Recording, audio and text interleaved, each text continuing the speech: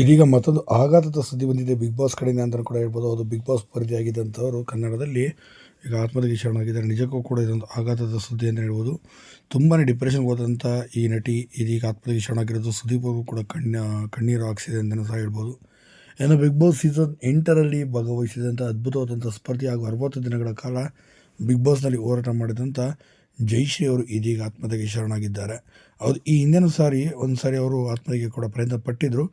ಆ ಕ್ಷಣದಲ್ಲಿ ಅವರು ಸ್ಟೇಟಸ್ ಹಾಕಿದ್ದನ್ನು ನೋಡಿ ಅವರ ಸ್ನೇಹಿತರೆಲ್ಲ ಕಾಪಾಡಿದರು. ಆದರೆ ಈ ಬಾರಿ ಅದು ಸಾಧ್ಯವಾಗಲಿಲ್ಲ ಅಂತಲೇ ಸಹ ಹೇಳ್ಬೋದು. ಯಾಕೆಂತಂದರೆ ಈ ಬಾರಿ ಜಯಶ್ರೀ ಅವರು ಸ್ಟೇಟಸ್ಗೆ ಹಾಕಿದ್ದು ಕೊನೆ ಹಂತದಲ್ಲಿ ಅಂತಲೇ ಹೇಳ್ಬೋದು. ಇನ್ನು ಇವರು ಇತ್ತೀಚೆಗೆ ಆಶ್ರಮದಲ್ಲಿ ಸೇರ್ಪಡೆಯಾಗಿದ್ದರು. ಆಶ್ರಮದಲ್ಲಿ ಕೂಡ ಇದ್ದರು. ಮಾನಸಿಕವಾಗಿ ತುಂಬ ನೊಂದಿದ್ದರು. ಸಾಕಷ್ಟು ಸಾಲಗಳನ್ನು ಕೂಡ ಮಾಡಿಕೊಂಡಿದ್ರು ಅಂತ ಕೂಡ ಹೇಳಲಾಗ್ತಾಯಿದೆ. ಅವಕಾಶಗಳ ಕೊರತೆಯಿಂದಾಗಿ ಕೂಡ ತುಂಬಾ ಡಿಪ್ರೆಷನ್ಗೆ ಒಳಗಾಗಿದ್ದರು. ಮತ್ತು ಮನೆಯಲ್ಲಿರುವಂಥ ಕಲಹದಿಂದ ಅಥವಾ ಅವರು ಆಶ್ರಮಕ್ಕೆ ಕೂಡ ಸೇರಿದ್ರು. ಆಸ್ತಿ ವಿವಾದ ಕೂಡ ಇವರಿಗೆ ಬೆನ್ನಟ್ಟಿತ್ತು ಅಂತ ಹೇಳಲಾಗುತ್ತೆ.